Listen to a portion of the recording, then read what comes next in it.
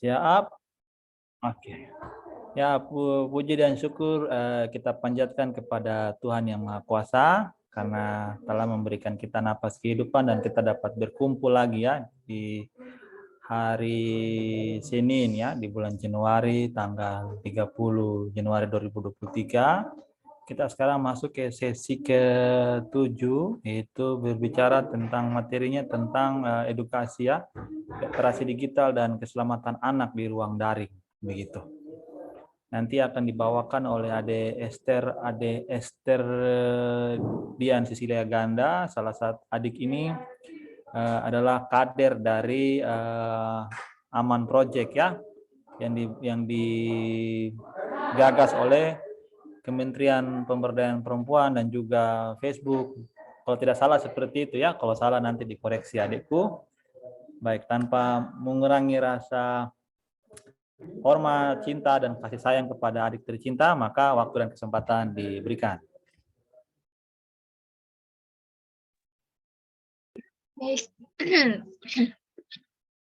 Baik, terima kasih ya Bang Aldo. Halo semua, selamat malam. Perkenalkan, nama saya Esther Ganda. Saya dari Relawan TIK Provinsi Papua dan saya juga Aman Warrior 2022. Nah, di sesi ke-7 ini saya akan membawakan materi tentang eksploitasi seksual anak di ranah daring. Sebentar, saya share screen dulu.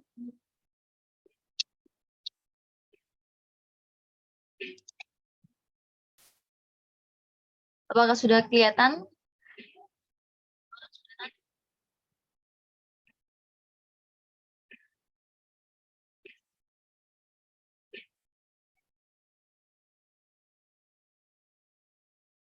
Udah ya, udah kelihatan ya?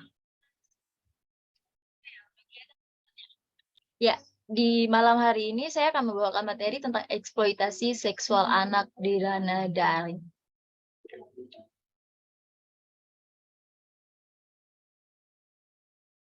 Dua sisi wajah internet. Jadi internet ini memiliki dua sisi wajah internet. Ada positif maupun negatif. Nah, sisi positif dari internet itu apa sih? Nah, bagian positifnya adalah internet membantu manusia dalam menjalin hubungan dan kerjasama, diantaranya memangkas durasi waktu sehingga lebih cepat dan memperpendek jarak sehingga wilayah yang berjauhan tidak menjadi kendala dalam menjalin hubungan. Nah, itu adalah sisi positifnya. Nanti teman-teman bisa baca lagi.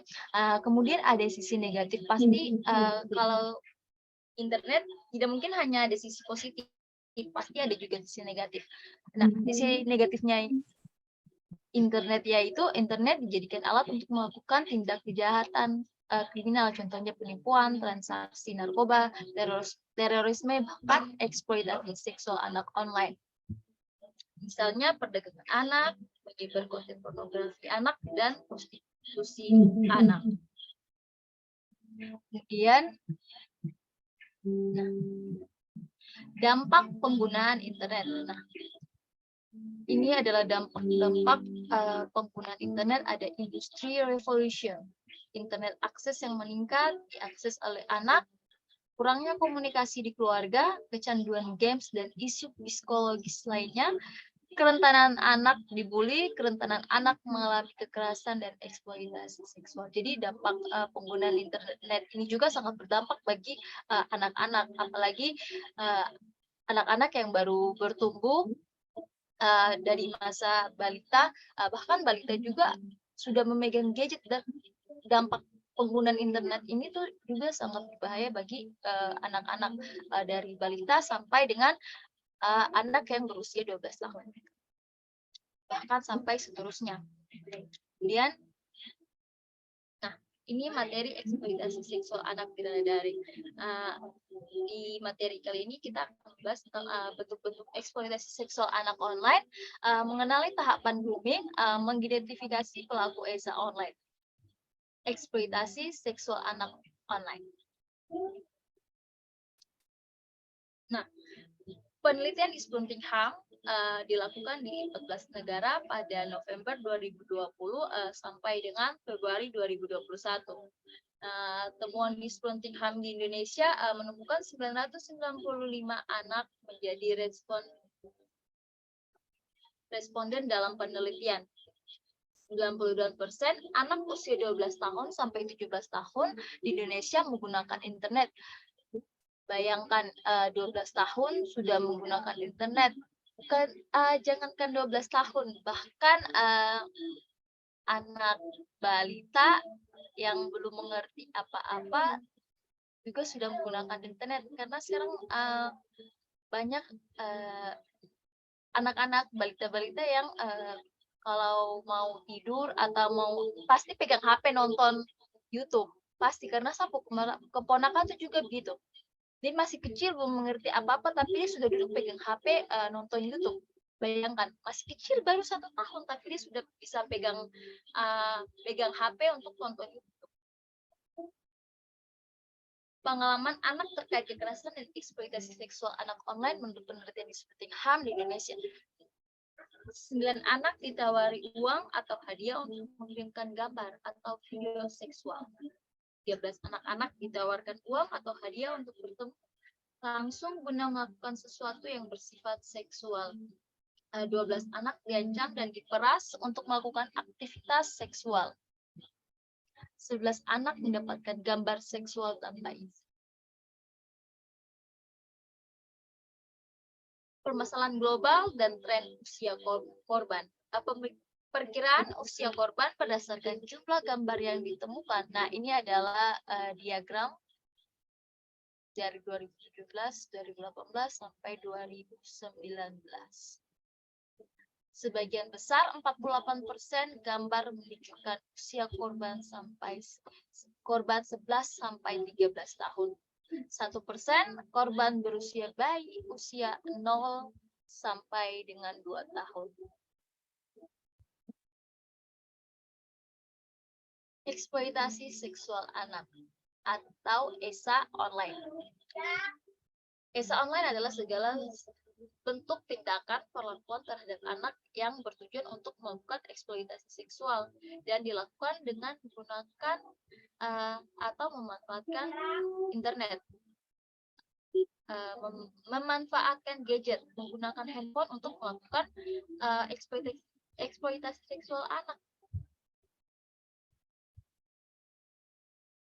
Nah, bentuk-bentuk eksploitasi seksual anak. Ini adalah poin penting di materi ini. Materi yang menampilkan kekerasan seksual atau eksploitasi seksual terhadap anak. Kemudian pengertian bujuk rayu atau grooming untuk tujuan seksual. Ada juga sexting, chat atau obrolan untuk pemuasan seksual kepada anak. Kemudian ada sextortion, pemerasan seksual, dan secara langsung kekerasan seksual terhadap anak. Konten pornografi dan materi kekerasan seksual anak. Materi yang menampilkan kekerasan atau eksploitasi seksual anak pada anak adalah materi-materi yang menggambarkan aksi kekerasan seksual atau yang fokus pada kelamin anak. Korban bisa anak laki-laki, perempuan, dari semua umur, bahkan dari usia balita. Bahkan tadi sebelumnya bahkan 0 bulan bisa mendapatkan kekerasan seksual.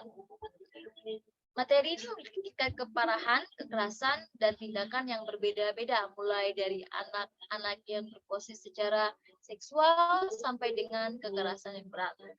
Pornografi tidak sama dengan materi yang menampilkan kekerasan seksual atau eksploitasi seksual pada anak.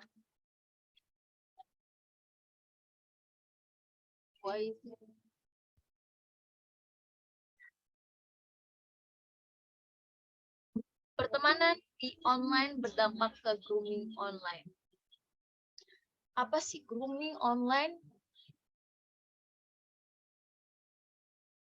Dari teman-teman ada yang tahu apa itu grooming online? Ya, ini udah apa? Ya, grooming online untuk tujuan seksual adalah sebuah proses untuk menjalin atau membangun sebuah hubungan dengan seseorang anak melalui penggunaan internet atau teknologi digital lain untuk memfasilitasi kontak seksual online atau offline dengan anak tersebut. Tindakan grooming tidak terbatas pada tindakan pertemuan fisik secara pribadi, melainkan juga berlaku pada tindakan-tindakan yang dilakukan secara online.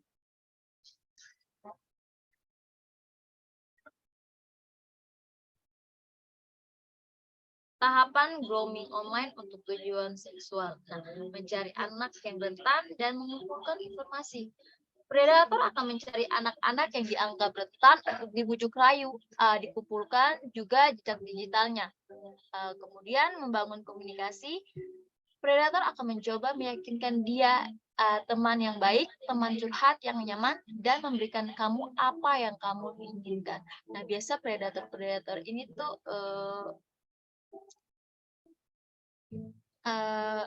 kalau dibilang gimana ya? Jadi dia seolah-olah ke kita tuh menjadi teman, padahal tuh niatnya tuh tidak bagus. Nah, untuk teman-teman semua hindari yang kayak begini. Kalau yang bertujuannya untuk ke grooming online. Tahapan grooming pendekatan untuk tujuan seksual online. Fase rahasia dan isolasi. Pada fase ini, predator mulai membuat kesepakatan rahasia membuat anak lebih terikat dan menutup diri dari yang lain. Misal janjian ngobrol hanya berdua saja, chatting di tempat yang sepi, tidak screenshot, dan seterusnya.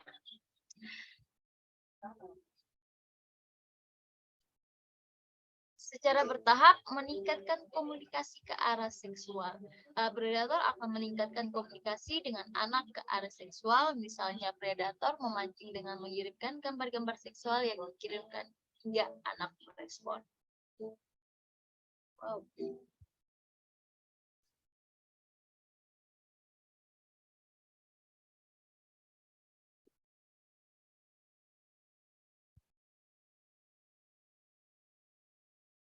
Membuat konten seksual diri sendiri. Sexting didefinisikan sebagai pembuatan gambar seksual sendiri atau penciptaan, pembagian, dan penulisan gambar telanjang atau nyaris telanjang yang menggoda secara seksual melalui telepon genggam atau internet. Sexting sering terjadi di kalangan orang muda tanpa disadari hal ini dapat menimbulkan permasalahan yang merugikan dirinya. Nah, sekarang nih di Papua, di Jayapura nih, sexting ini sedang merajalela. Ya, karena mana ya? Memang sexting ini memang lagi betul-betul nampak sekali di bagian Tongku daerah sih. Pembuatan gambar seksual, terus penulisan gambar-gambar telanjang, itu pasti tersebar di internet. Dan memang betul, sudah banyak sekali yang tersebar di internet, bahkan di grup WhatsApp. Oke, kita lanjut.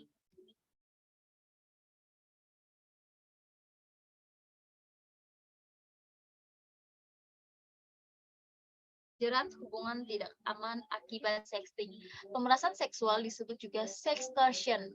Adalah pemerasan terhadap anak dengan bantuan gambar anak tersebut yang dibuat sendiri untuk mendapatkan imbalan seks, uang, atau keuntungan lain dari orang tersebut di bawah ancaman akan disebarkan tanpa persetujuan dari anak tersebut.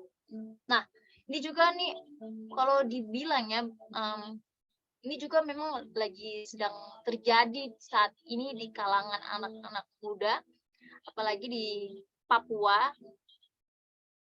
Sextortion ini memang lagi sedang terjadi betul-betul. di mana anak-anak itu jadi tempat pemerasan. Mau dia itu sengaja atau secara tidak sengaja, gambar atau foto syurnya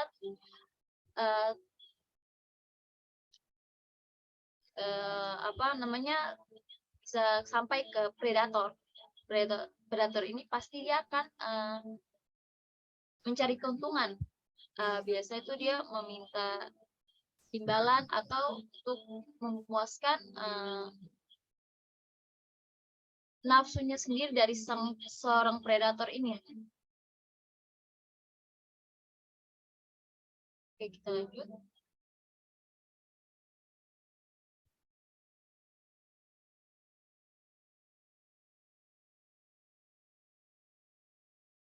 Melakukan siaran langsung di internet. Apakah ada yang pernah dengar ada yang melakukan secara langsung kekerasan seksual, melakukan secara terang-terangan di live? Pernah, ada.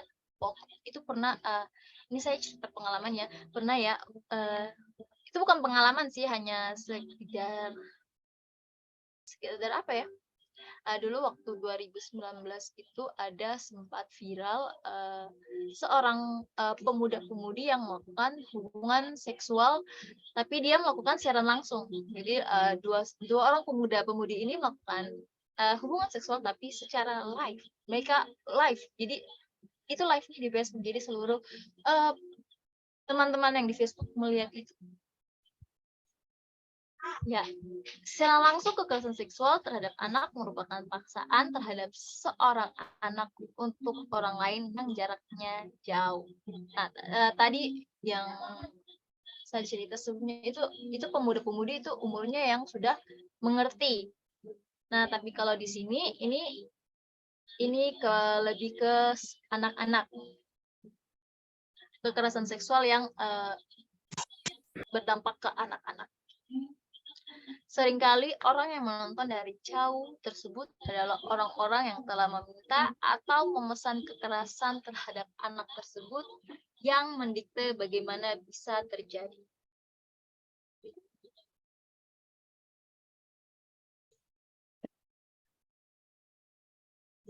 Kadang biasa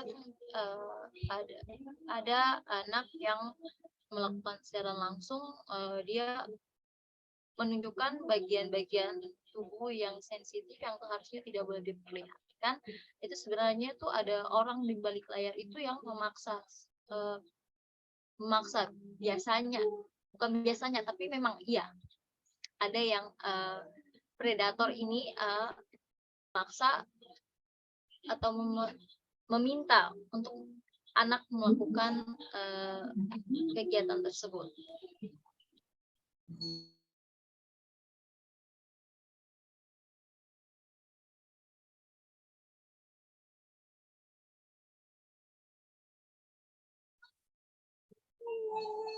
Ini sebenarnya ada videonya sih, tapi kayaknya nggak bisa terbuka. Nanti saya akan share videonya ke grup. Kita lanjut saja. Nah, ini adalah tips untuk memilih teman yang aman di media sosial. Nah, lihat mutual friends. Lihat aktivitas di profilnya, adakah orang lain yang berkomentar atau menyukai statusnya. Cari tentang orang tersebut di platform media sosial lainnya dan lihat aktivitas di profil tersebut. Jangan ragu untuk menolak pertemanan, unfriend, unfollow apabila profil tersebut mencurigakan. Jadi kita juga harus pandai-pandai memilih teman. Biasa terjadi itu di Facebook. Saya sangat pernah kejadian karena tidak lihat orang ini baik-baik, saya main konfir saja, ternyata orang ini sangat mematikan. Pernah kejadian saya ditelepon Dia tahu ini siapa orangnya, saya nggak kenal dari Facebook Messenger, masuk inbox, tapi saya nggak mau angkat. Saya takut ini kayak orang yang saya tidak kenal ini siapa bisa telepon saya tidak pernah tahu dia, saya tidak tahu ini dia yang mana, dia muka yang mana. Tapi dia bisa telepon saya, ini bagaimana? Itu karena kebodohan saya, karena saya menerima pertemanan yang saya lihat dulu. Ini siapa?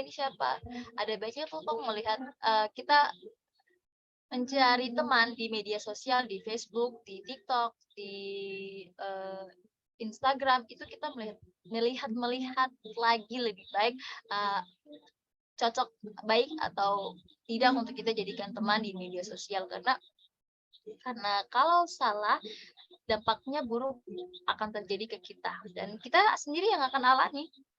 Karena saya juga pernah alami seperti ada orang tidak tahu orang dari mana, tidak tahu orang dari mana, dia tiba-tiba telepon saya, dan lebih parahnya lagi dia sampai video call berulang-ulang kali sampai saya harus blokir dia. Oke, itu mungkin tips untuk memilih teman yang aman di media sosial. Kemudian,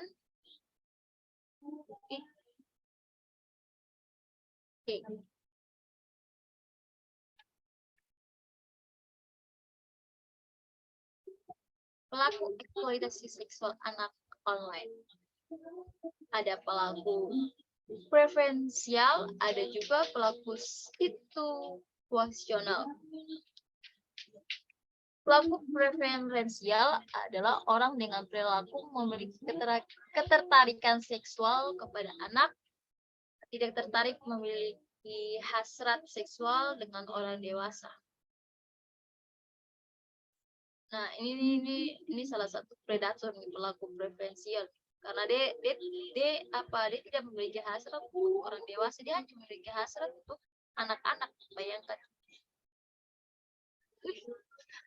Kemudian ada pelaku situasional, orang yang melakukan eksploitasi seksual anak karena adanya situasi atau peluang yang mendukung orang tersebut melakukan kejahatan meskipun orang ini tidak memiliki ketertarikan khusus pada anak.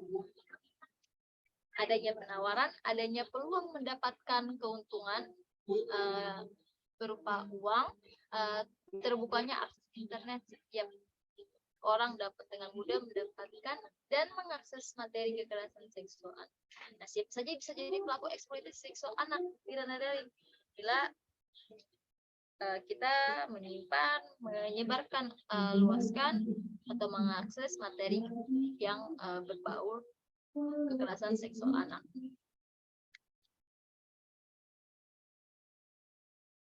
Oke, ini dia ringkasan materi. Terdapat bentuk-bentuk eksploitasi seksual anak online, meliputi grooming online, sexting, sextortion, dan live streaming untuk tujuan seksual. Nah, kita harus berhati-hati dalam memilih teman, karena apa yang ditampilkan di media sosial belum tentu profil yang sebenarnya. Siapapun bisa menjadi pelaku. Nah, kita harus berhati-hati, bukan berarti kita mencurigai orang-orang yang ada di samping kita, orang-orang yang ada di lingkup pertemanan sosial media kita, bukan berarti ya, tapi kita juga harus berhati-hati dalam memilih teman dalam media sosial. Dan tidak terkecuali siapapun bisa menjadi pelaku, anak-anak pun bisa menjadi pelaku.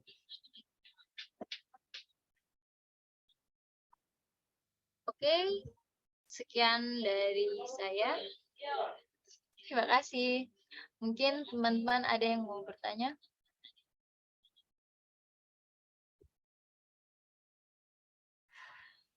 Ya, sudahkah?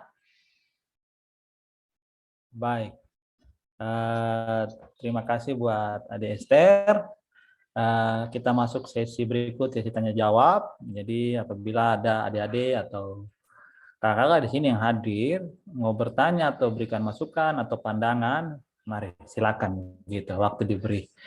Aturannya ialah raise hand atau juga bisa lewat kolom komentar. Kalau andai kata raise hand berarti oke, sudah ada dari relawan TK Yapen ya. Baik, waktu dan kesempatan diberikan. Nyalakan kamera supaya terekam juga.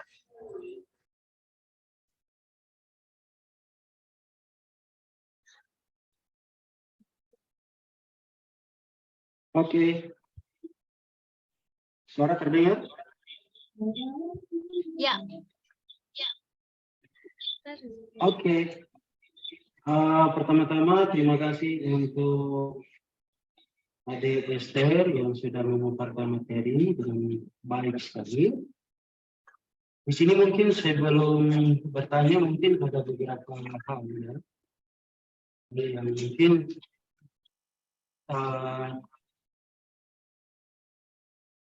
berbagilah begitu, berbagi dari beberapa hal yang terkait dengan topik yang dibahas ini, itu secara kontekstual khusus di wilayah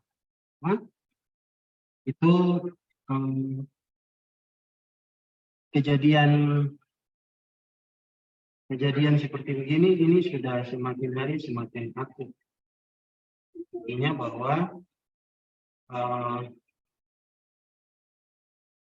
anak dengan perempuan itu adalah satu objek yang dilindungi karena ada undang-undang perlindungan perempuan dan anak, terus ada Komnas HAM perempuan dan anak, dan juga ada range yang mereka itu paling sensitif untuk disentuh atau dikritik lah gitu.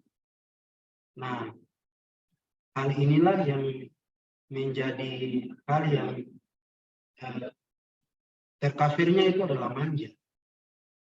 Jadi kalau ada hal yang ingin disampaikan, ingin dikritik untuk perempuan dan anak, itu kalau tidak ditata dengan baik, itu bukan menjadi satu topik diskusi, tapi itu menjadi satu musibah lagi gitu. Nah, jadi hal inilah yang harus kita ubah. Artinya bahwa sekarang dengan transaksi digital yang semakin maju, mulai dari perkotaan sampai di kampung-kampung, ada internet masuk desa, ada internet BTS Telkomsel sudah masuk sampai ke kampung-kampung.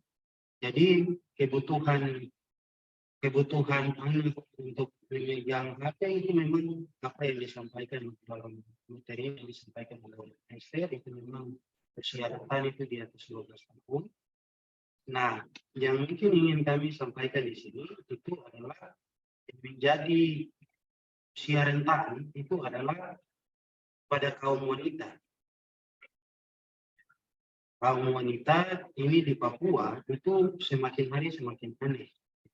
Artinya bahwa secara teoritis lainnya itu bisa disandingkan, bisa dibantahkan juga. Tapi perempuan pada prinsipnya gitu, mereka selalu ingin untuk dimanja. Mereka sering dimanja, mereka ingin untuk mendapat pujian. Mereka cantik harus di sosmed, mereka seksi harus di sosmed. Terus mereka ekspresikan kecantikan mereka itu di sosial media. Nah, hal inilah yang mengundang apa? Dan istilahmu apa, Esther? Apa? Predator. Apa tadi? Apa istilahnya, Esther? Predator. Predator ya? Iya, Kakak. Iya. Nah, hal itulah yang mengundang predator untuk mereka mengambil strategi untuk mereka meluncurkan niat-niat jahat mereka. Nah, di Papua ini terkenal sekali itu adalah nama baik. Baik itu lebih harga daripada ya. Artinya bahwa seorang perempuan dia mau cantik harus di Facebook, di Instagram, dia mau seksi harus goyang-goyang di TikTok, itu harus menunjukkan keseksiannya, menunjukkan, mohon maaf, menunjukkan seksi pantatnya. Nah, itulah yang mengundang predator-predator ini untuk mengolah objek tersebut menjadi modus. Mereka bisa edit foto, ambil gambar, capture mukanya, terus diedit dengan foto lain, foto orang PNG, orang Afrika yang punya warna kulit dan juga face itu sama seperti orang Papua. Nah, dalam modus penipuan ini itu tidak sering sekali itu tidak diluncurkan oleh satu orang atau tidak. Biasanya itu lebih daripada 2 orang.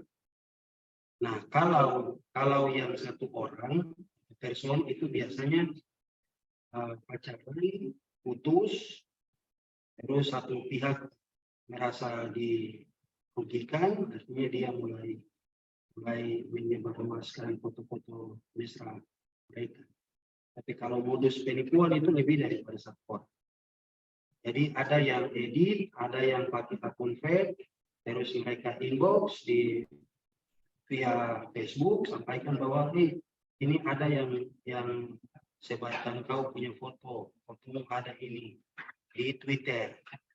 Twitter ini platform yang masih memberikan keleluasan untuk belum ada sensor yang baik begitu untuk tertentunya untuk blokir hal-hal yang masyarakat.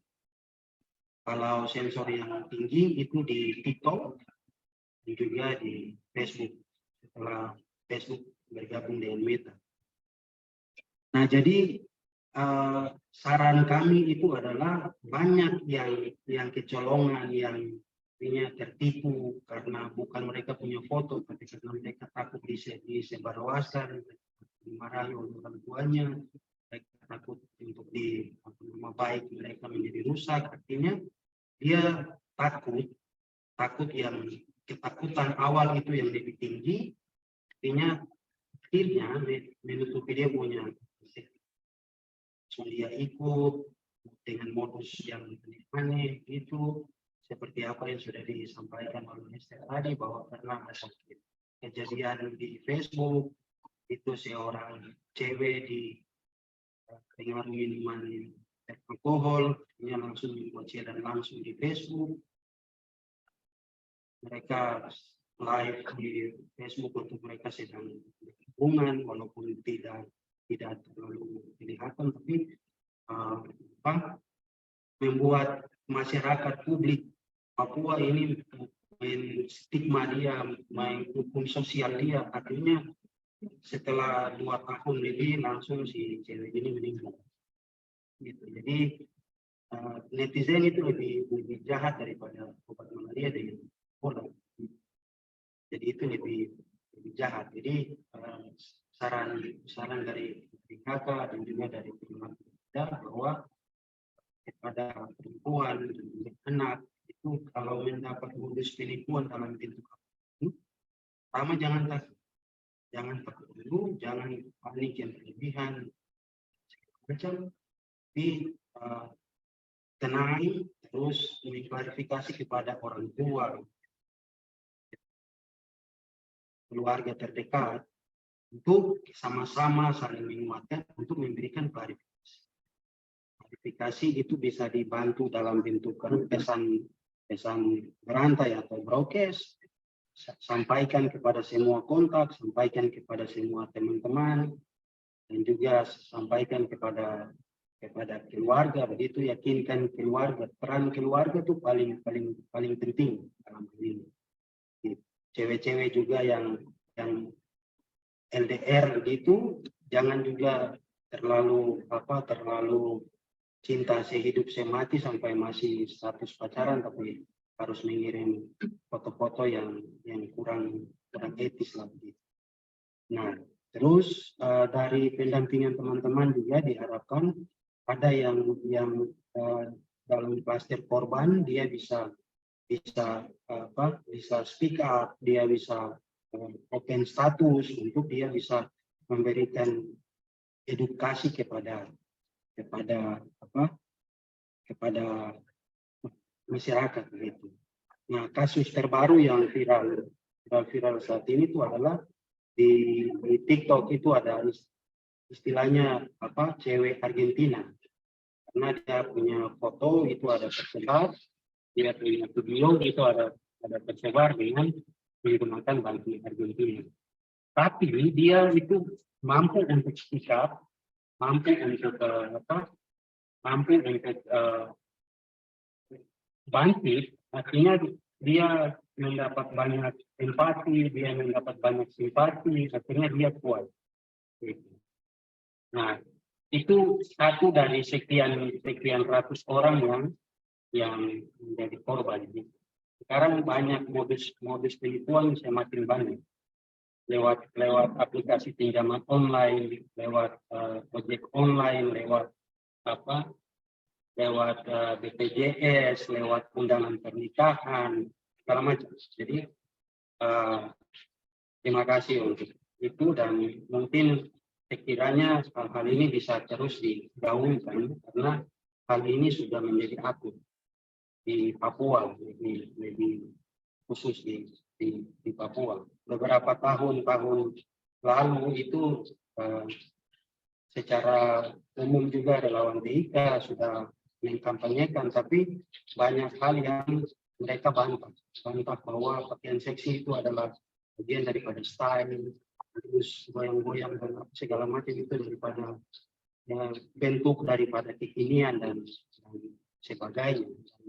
Banyak hal juga termasuk angka juga pernah dilaporkan ke Komnas Perlindungan Perempuan dan Anak, Dinas Perlindungan Perempuan dan Anak, karena status di sosial media waktu itu Facebook itu apa protes goyang patola dan sebagainya, itu mereka laporkan gitu. Nah, itulah yang menjadi menjadi penghalang gitu. Padahal hal-hal ini sudah harus ditegaskan dini mungkin. Mungkin itu hal yang ingin dibagikan. Tidak ada pertanyaan sih, tapi karena hal ini masih dalam hal untuk kita diskusi sama-sama, jadi mungkin harapan kami itu kegiatan-kegiatan seperti ini bisa dipublikasikan baik di YouTube gitu, biar menjadi edukasi bagi banyak orang. Terima kasih. Ya, baik, kakak terkasih kita telah menyampaikan banyak masukan. Nah, itu menjadi menjadi motivasi kita ya, semangat kita untuk terus bergerak memberikan literasi digital ya. Dan adik-adik yang hari ini berkumpul ini tiga orang, 3, 4, 5, 6 nih. 6 orang berkumpul ya, luar biasa. Tanpa mengurangi semangat, apakah masih ada yang ingin memberikan masukan atau mungkin pengalaman-pengalaman sehingga di ruang Zoom ini kita dapat berdiskusi juga. Begitu. Atau mungkin ada sedikit pertanyaan, silakan saja. Jangan malu, jangan takut, sebab kalau malu bertanya ya sesat di hati begitu. Oke. Ada? Kalau malu bersuara silakan ternyata ada di kolom chatting ya, dibacakan aja ya. Ini buat ada narasumber, ada kakak kita juga, kakak Markus. Ini sharing waktu kita ditipu dan diberikan iming-iming berupa uang atau apa saja yang menjadi daya tarik oleh si korban. Langkah-langkah apa yang perlu diantisipasi sedini mungkin oleh kita semua. Begitu. Mungkin kakak Markus atau Ade Esther bisa menjawab. Langkah-langkah apa? Begitu. Mungkin Ade Esther dulu kan? Adekku. Mungkin sedikit memberikan tips and trick begitu.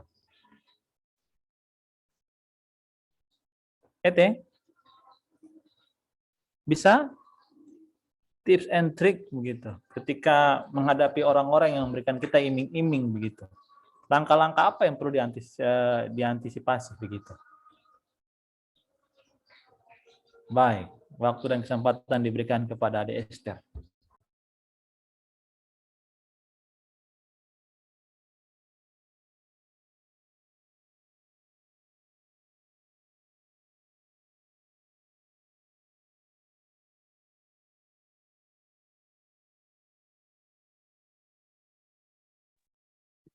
Ete?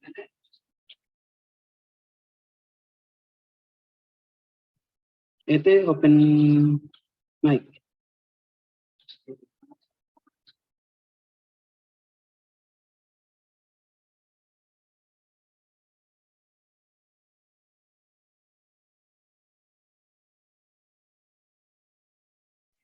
Baik, sepertinya adik kita mengalami gangguan teknis. Mungkin Kakak Markus bisa memberikan pandangan atau juga tips and trick buat mengantisipasi hal-hal seperti ini. Begitu Kakak, waktu dan kesempatan diberikan. Iya, baik. Untuk tips yang untuk menjawab pertanyaan dari adik Hendrik, dari tahu bahwa sering itu kita ditipu atau diberikan iming-iming, baik berupa uang atau apa saja yang menjadi daya tarik oleh si korban. Langkah-langkah apa yang perlu diantisipasi jadi mungkin oleh kita semua.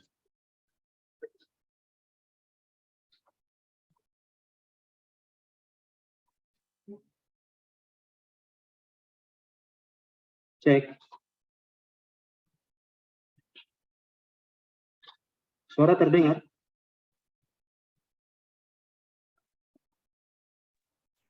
Coba. Halo? Kakak bicara. Ada kedengaran suaranya. Oke. Langkah-langkah untuk pencegahan itu yang pertama itu kita berpikir terbalik dulu, atau diistilahkan itu paradoks gitu. Jadi dari sekian juta orang yang ada itu hanya 1-2 orang saja yang bisa dapat keberuntungan gitu, atau lagi mumpung kah begitu, atau durian runtuh kah gitu. Artinya bahwa sedikit sekali orang yang mendapat keberuntungan secara cuma-cuma.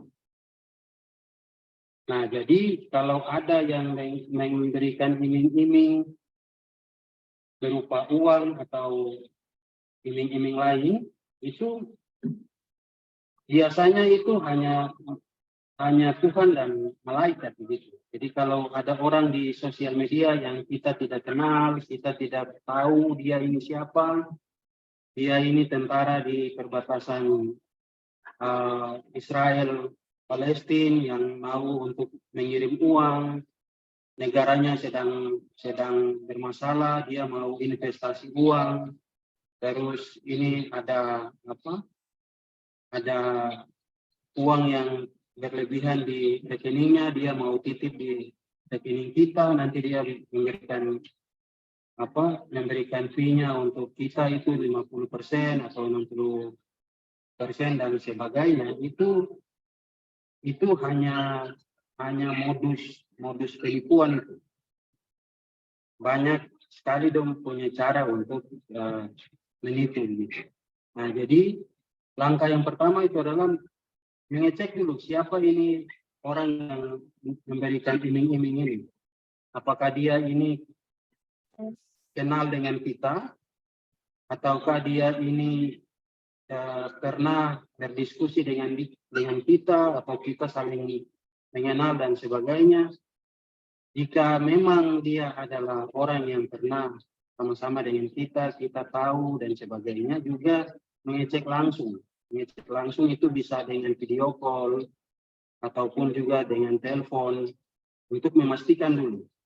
Memastikan orang ini punya suara betul apa tidak, siapa tahu akunnya ini dibobol atau di hack begitu oleh orang itu. Itu tips-tips yang mungkin kita harus hindari. Nah, terus di Facebook itu paling sarang. Itu ada beberapa akun yang sudah tidak aktif, mereka suka posting pinjaman 50 juta, 30 juta, terus mereka foto uang, mereka masukkan di status mereka, terus eh, apa seperti yang sudah disampaikan tadi bahwa dalam modus penipuan itu mereka bekerja sama, itu tim, lebih dari 5 orang, lebih daripada 10 orang.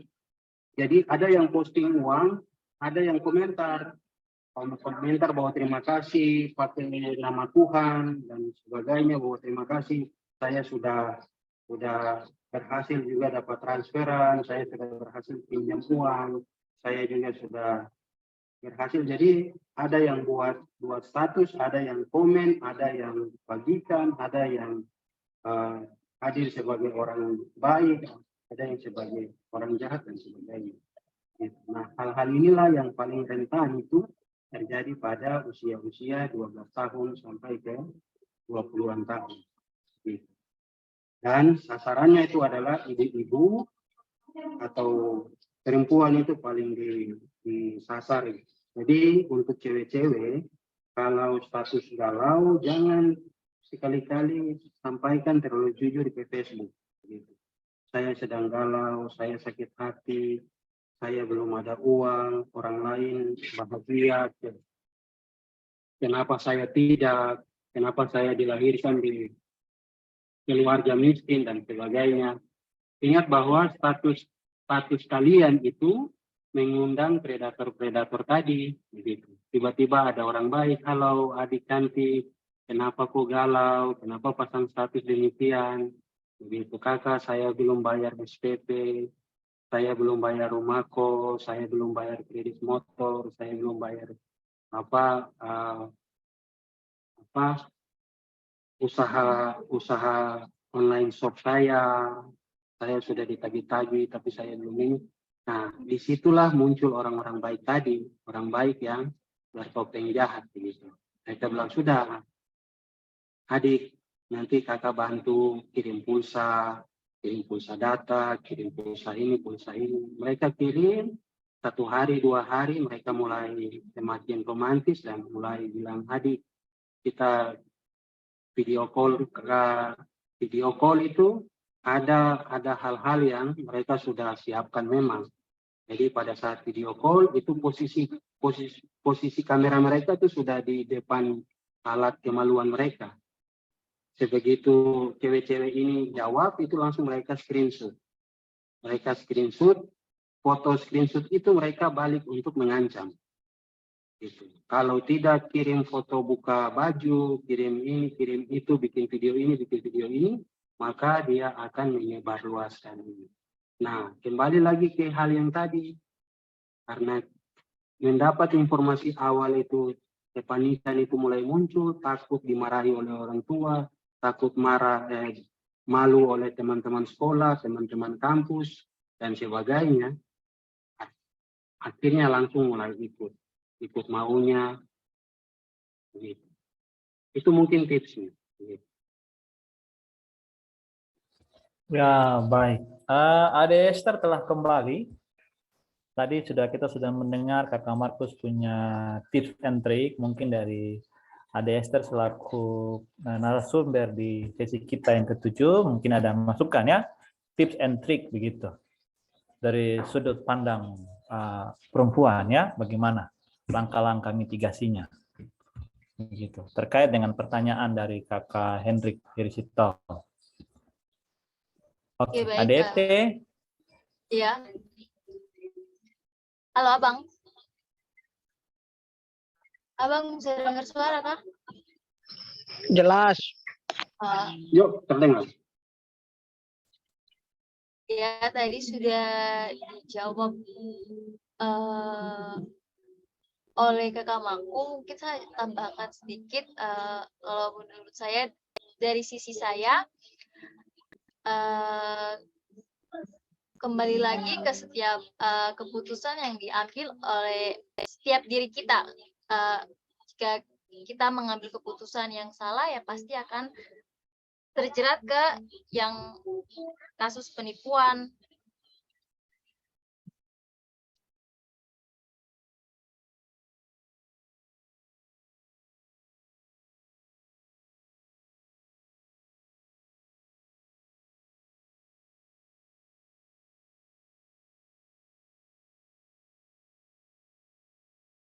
Mohon maaf, jaringan saya kurang bagus. Ya, tadi sudah disampaikan oleh Kakak Mahfud, mungkin saya hanya tambahkan sedikit dari saya, ya kembali ke diri kita sendiri. Jadi dalam mengambil sebuah keputusan, jika kita mengambil keputusan yang baik, kita tidak akan terjerat oleh kasus-kasus yang tadi. Kadang mungkin kita lagi memerlukan uang, kita membutuhkan, hingga ada yang menawarkan sebuah yang diiming-imingi oleh uang, berupa mungkin kita VCS atau ini, mungkin itu kembali lagi ke diri kita untuk mengambil keputusan untuk kita mau menerima itu atau tidak. Mungkin dari saya itu saja sih.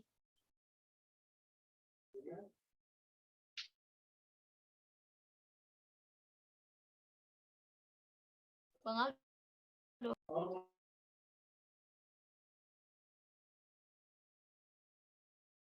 Ya, baik. Terima kasih adik. Semoga jawaban yang diberikan dapat memberikan menambah pemahaman kita ya terkait bagaimana kita melakukan langkah-langkah mitigasi terkait dengan hal-hal yang berkaitan dengan kekerasan seksual di ranah-ranah daring begitu. Baik, ini waktu sudah menunjukkan jam. Oh iya. Suara. Oh kakak. Baik. Oh ada kakak Markus lagi ada memberikan sedikit tambahan. Baik, waktu dan kesempatan diberikan kepada kakak. Begitu. Baik, lanjut. Baik, menambahkan saja apa yang disampaikan oleh Esther tadi, bahwa memang benar apa yang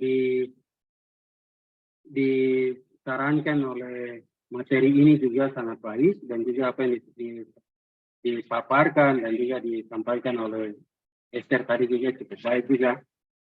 Nah, ini ada tips dan juga pengalaman. Jadi ada yang membutuhkan uang, terus mereka ajukan pinjaman melalui aplikasi pinjaman online. Nah, ada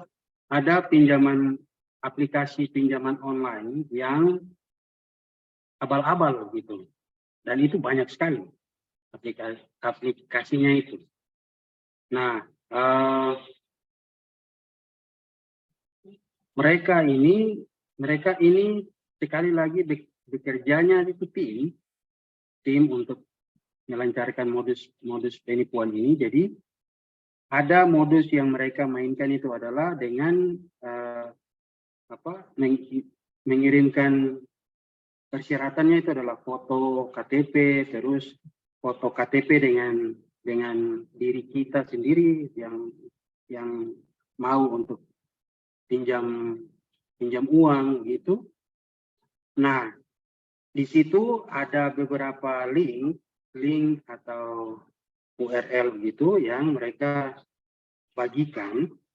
Itu di dalamnya itu ada sebuah sistem yang sudah mereka atur untuk mereka ini bisa merekam dalam 24 jam terakhir itu si kamu ini yang mau pinjam uang ini berkomunikasi dengan siapa saja. Begitu. Artinya bahwa contoh macam saya mau pinjam uang, maka jika mereka mengirim link untuk saya mengisi formulir nama lengkap, KTP, nomor HP orang kedua, ketiga, terus melampirkan foto setengah badan, foto KTP, foto kartu keluarga dan sebagainya.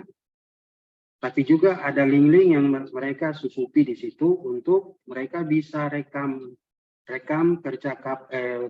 nomor-nomor HP dalam 24 jam terakhir itu saya berkomunikasi dengan siapa. Biasanya berkomunikasi dengan istri, berkomunikasi dengan pacar, berkomunikasi dengan orang tua, berkomunikasi dengan bos, atau rekan kerja dan sebagainya. Itu mereka bisa rekap itu sekitar 10 sampai 20-an nomor HP.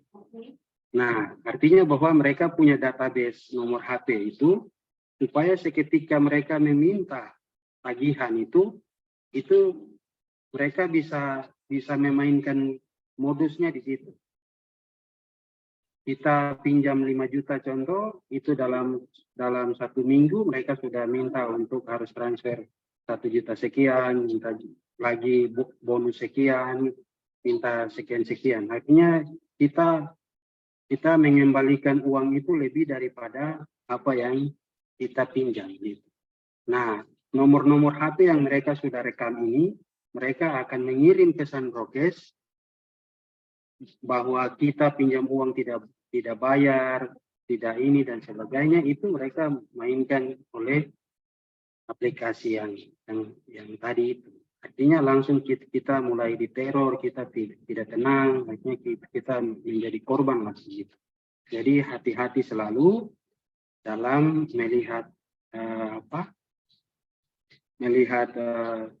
link-link yang mereka kirim, tapi juga untuk mengekspos atau membagikan data pribadi kita itu mohon untuk harus diperhatikan secara baik. Kira-kira demikian, karena sudah banyak sekali korban, itu yang kami sudah dari relawan TIK, terus kakak secara pribadi juga, banyak yang sudah terjadi, kita bantu orang itu banyak sekali, karena modus-modus tadi itu. Seperti begitu. Jadi selalu waspada, jangan cepat-cepat untuk tergiur dengan iklan mereka, terus lihat link atau URL yang mereka kirim itu sehat apa tidak. Jangan cepat-cepat mau isi. Kalau memang itu spam ada di situ, cepat-cepat keluar, restart HP atau restart komputer, matikan dulu internetnya selama 15 menit ke atas supaya bug atau spam atau malware itu tidak bekerja secara efektif dalam handphone kita atau laptop kita. Demikian, Esther. Ya, baik semuanya. Baik, terima kasih aku. Baik, Kakak Markus, terima kasih buat tambahannya, sangat panjang ya, dan sangat komprehensif sekali. Begitu. Ini waktu sudah menunjukkan jam 7.26 WIT, sudah cukup malam. Ya, kita koma dulu. Nanti ada sesi berikutnya ialah sesi mengenal aturan hukum perlindungan anak dan perbuatan yang dilarang dalam ESA online ya. Begitu, kekerasan seksual anak begitu. ESA itu singkatan dari kekerasan seksual anak begitu. Online. Nanti kita di hari-hari terakhir di bulan Januari ini kita fokus pada literasi digital terkait dengan kekerasan seksual di ranah daring dan juga peran perempuan dalam literasi digital ya, khususnya di tanah Papua begitu. Jadi ini sesi ke-7 ini adalah pembuka mengenal eksploitasi seksual anak. Selanjutnya nanti di materi berikut ialah mengenal aturan hukum. Nanti ditutup dengan FGD ya. Begitu. Kita buat FGD jadi terkait dengan tema peran perempuan dalam literasi digital di tanah Papua. Begitu, nanti besok kita masuk ke dalam aturan hukumnya. Jadi tetap semangat buat adik-adikku yang hadir di sini. Kita akan berjumpa di hari esok seperti biasa jam 6 menuju ke jam 7. Begitu. Tuhan memberkati, nyalakan kamera semua, kita foto dulu. Jumlah kita meskipun sedikit, tapi ini ya sedikit inilah yang akan menjadi terang dunia ya. Begitu. Baik.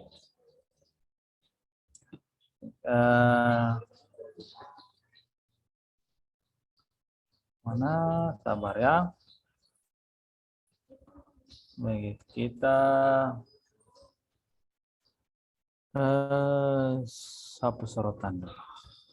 Semua nyalakan kamera. Sepertinya kamera semua listrik mati ya. Sebagian listrik mati, jadi kita gelap-gelapan aja. Oke, tidak mengurangi rasa hormat dan cinta adik-adikku. Oh, Esther sudah hadir. Saraswati bagaimana? Ada Saras? Ya, kita ini aja ya setiap hari, tapi Tuhan sayang kita semua. Alhamdulillah. Baik, mari kita tunjukkan ekspresi wajah yang terganteng dan tercantik. Salam literasi dulu. Oke. Luar biasa. Terima kasih adik-adikku sebagai ungkapan kakak ya. Terima kasih. Nanti kita sudah mau menutup ini masuk Februari. Sebagai info tambahan, nanti kita roco itu di pertengahan Februari ya. Begitu, pertengahan Februari kita akan roco ke sekolah-sekolah. Begitu. Materi akan disebarluaskan di minggu pertama. Nanti materinya PowerPoint, nanti adik-adik bisa rubah-rubah nama toh. Nanti kakak sempurnakan dulu materinya sehingga materi itu bisa adik-adik pakai untuk roco ke sekolah-sekolah. Begitu. Sip. Nanti sekolah pertama Kabupaten Jayapura, sekolah kedua Kerom. Kita jalan rame-rame ke situ. Begitu. Terakhir baru kota Jayapura tercinta. Oke. Selamat. Shalom. Shalom adik sayang.